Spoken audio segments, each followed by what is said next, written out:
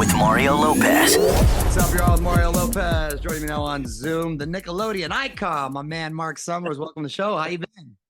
How you been? Last time I saw you was at 90s Con in Connecticut. That was insane, wasn't it? Wow, that was. I believe there's another one around the corner coming up, huh?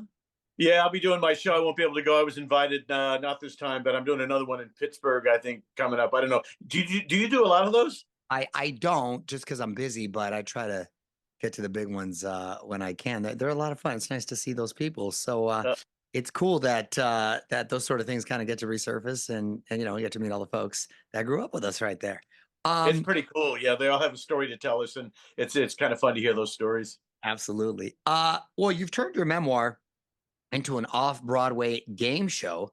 Congrats on that. The Life in Slimes of Marc Summers. What inspired this mashup?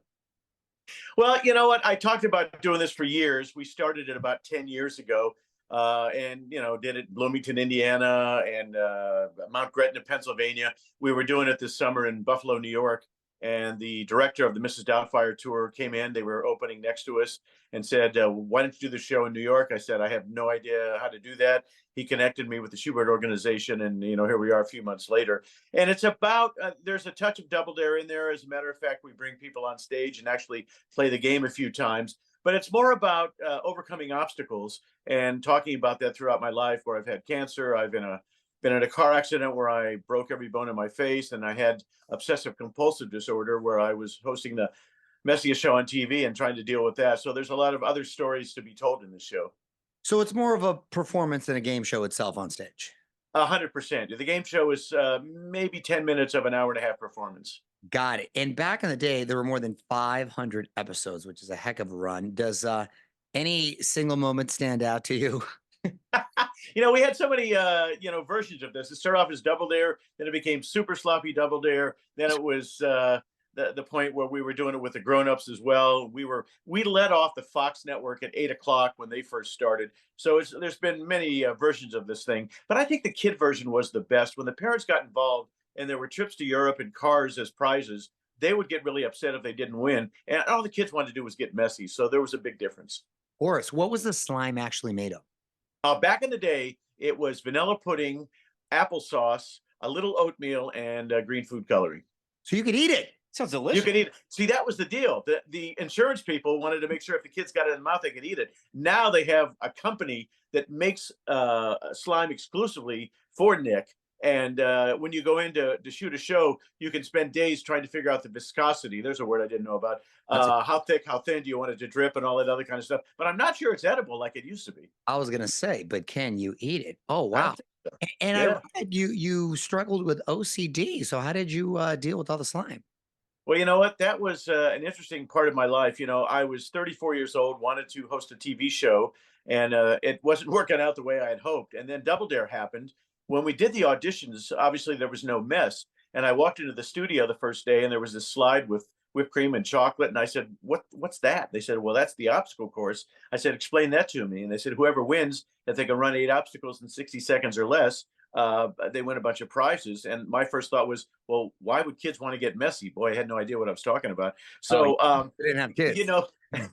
You have to figure out, if you waited that long for something, I wasn't going to let anything get in my way. So I was able to cope with it for the 35 minutes that you're shooting the show. But I did have an awkward time. Often when I was full of whipped cream and slime and other substances, I would start to take my clothes off in front of the kids, and the Nickelodeon network would say, could you do that in the dressing room? But I didn't like the feeling so much that I just wanted to get out of it. So it was sort of the yin and yang of wanting to live your dreams, but coping with OCD.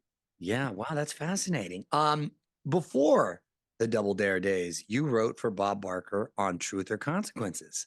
I did the last year. I started as a page at CBS, met him on Price is Right, and then got asked to do Truth or Consequences the last year he did it. And it was like going to school. As a guy who always wanted to host TV shows, to sit there and watch him select contestants and the way he treated them. And there's a line that I use in the show that Bob taught me, which is, if you make everybody else around you look good, then you look good. Absolutely. And Barker, you know this as a host. And Barker said this to me early on. It's not about you. Make the contestants the stars. And when I watch you on your newest show on Game Show Network, little plug there, you do that quite well. You're the king of that, my friend. Well, I appreciate that. Thank you so much. Thank you so much. It means a lot coming from you. What about Burt Reynolds? Did y'all really have beef back in the day? Well, that's another one of those things. You always want to get on the Tonight Show, and I wanted to be on with Johnny. Needless to say, it didn't happen. But I got on with Jay, and for whatever reason, you can look at this thing online, and it pops up like every 90 days when I guess there's a slow news day. But Burt got into a fight with me, and the next thing I know, we're throwing water at each other. He got into a fight with you because of what? Well, here was the deal. I was talking about what it is I do, and he was sort of making fun of me. And I leaned over to him and I said, Burt, I used to be on Win, Lose, or Draw all the time. It was a show that his company was producing. And he said, funny, I don't remember. And it just got ugly. And we were talking about being married, and I leaned over to him and I said, and by the way, I'm still married, because he was going through the divorce with Lonnie. Good and for he didn't you. like that. Don't take any shit from Burt Reynolds. I didn't care. I just want, look, I started off as a stand-up comic. I was going to let this guy heckle me and screw up, my 6 minutes of fame on the show. And so the next thing I know, pardon me? And he took it personal? He took it personally, and the audience was laughing.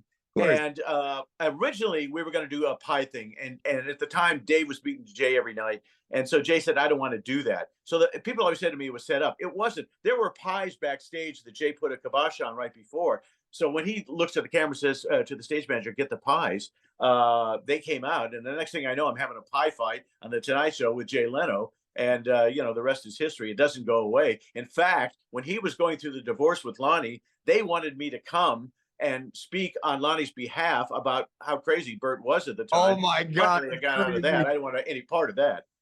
Oh, that is wild. That's a great Hollywood story right there.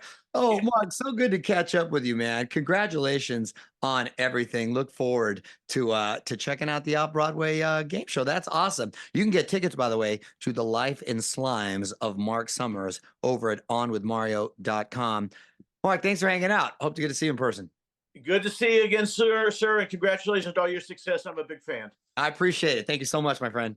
Take care. Take care. On with Mario Lopez.